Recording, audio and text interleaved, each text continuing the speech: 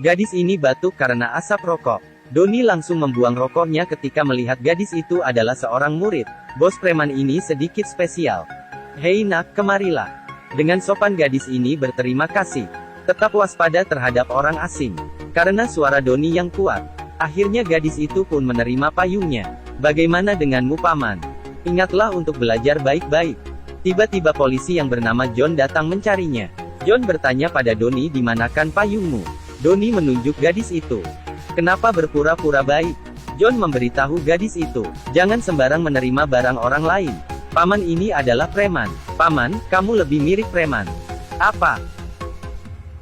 Dengan sopan gadis ini menyapa ketika pergi. Dengan senyum berterima kasih walaupun sudah masuk ke dalam bus. Di saat malam hari suasana hati Doni sangat senang. Alkohol tahun 98 ditraktir pada rekannya. Tetapi di saat ini, di televisi diberitakan sebuah pembunuhan. Korbannya adalah seorang siswi SMA yang pulang dari sekolah sampai meninggal, dan di lokasi tersisa sebuah payung yaitu milik Doni. Bergerak. Semua preman langsung bergerak. Memeriksa toko dan hotel di sepanjang jalur bus satu persatu. Sangat cepat. Doni mendapat informasi dan datang ke KTV. Dia membuka pintu dan menarik seseorang.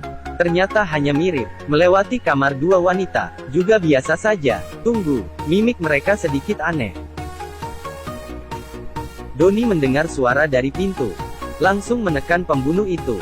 Mana mungkin sebuah pintu bisa menahan kemarahan Doni. Brengsek. Tidak ada yang bisa menyelamati dirimu kali ini. Doni membawa pembunuh itu ke sebuah gudang. "Apakah kamu suka kue kesemek? Aku akan memotongmu menjadi daging cincang." Mengambil pisau sayur merasa terlalu kecil. Doni langsung mengeluarkan pedang. Sangat terlihat jelas. Doni dan pembunuh ini memiliki dendam sebelumnya. Doni ini adalah seorang yang pemarah. Bawahannya asal bicara di saat makan. Giginya langsung dicabut dan dimasukkan ke dalam bir. Abangnya langsung meminumnya. Tanpa berani sisa. Dan ada yang asal bicara lagi. Langsung ditamparnya. Puluhan tahun ini, tim Doni selalu menjadi tim preman yang terkuat di Seoul. Yang tidak menerima langsung dimasukkan ke dalam karung. Tetapi di hari itu, Doni yang sebagai preman ini pertama kali kebasahan. Ada yang sengaja mengikutinya, kemudian menyerangnya. Sebuah pisau tertusuk di pinggang Doni. Tetapi Doni sangat kuat. Dia melempar pembunuh itu. Tusukan pertama tidak kena, akhirnya pun menusuk lagi hingga kena. Melihat ini, pembunuh itu segera melarikan diri. Dan Doni juga pingsan di jalan. Setelah itu bawahannya mengira lawannya yang ingin balas dendam. Tetapi Doni merasa aneh. Tidak lama kemudian John datang. Berkata padanya bahwa yang menyerangnya adalah seorang pembunuh berantai. Ingin Doni bekerja sama dengannya. Doni menyuruhnya mendekat. "Semalam saya terpeleset sendiri.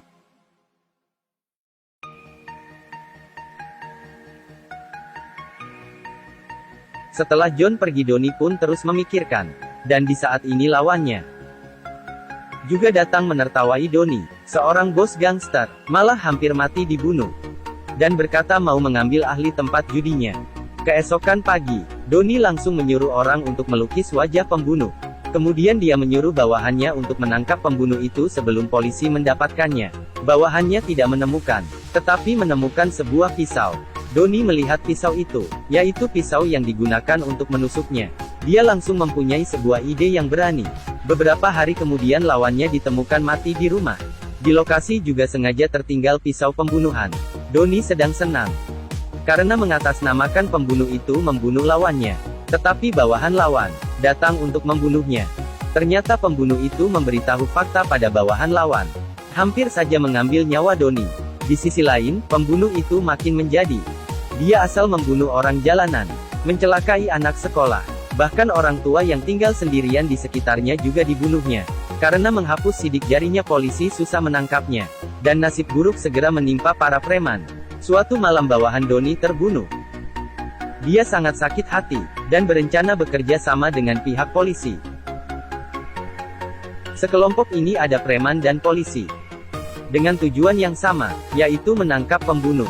Semua preman mencari terus-menerus, dan menemukan tempat tinggal target. Pembunuh itu pulang mengendarai mobil. Melihat ada jebakan, langsung pergi segera. Doni juga langsung mengikuti. John juga tidak mau kalah. Mereka berdua langsung menjepit mobil pembunuh itu. ingin menghentikannya, tetapi John malah menabrak toko jalanan orang. Akhirnya Donnie yang berhasil menangkap pembunuh itu. Dia mengikatkan ke sebuah gudang. Donnie pun memukulnya dengan kuat. Ternyata pembunuh itu malah ketawa.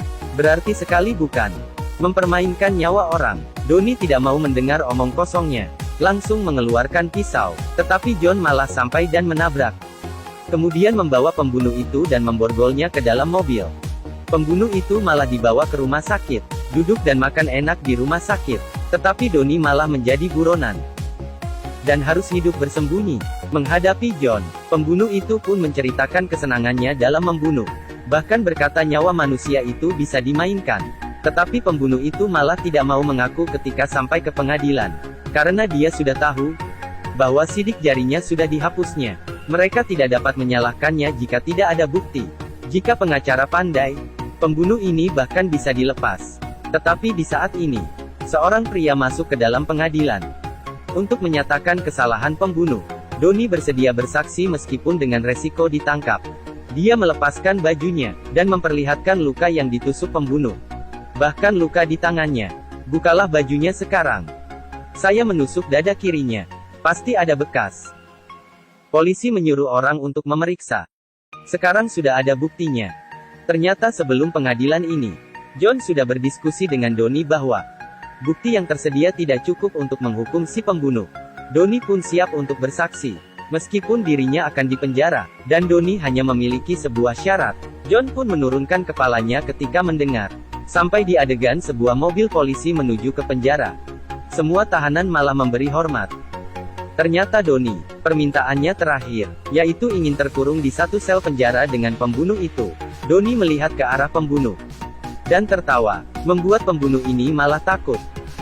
Ada pepatah mengatakan, di langit masih ada langit. Film berakhir di sini. Kita ketemu di episode berikutnya.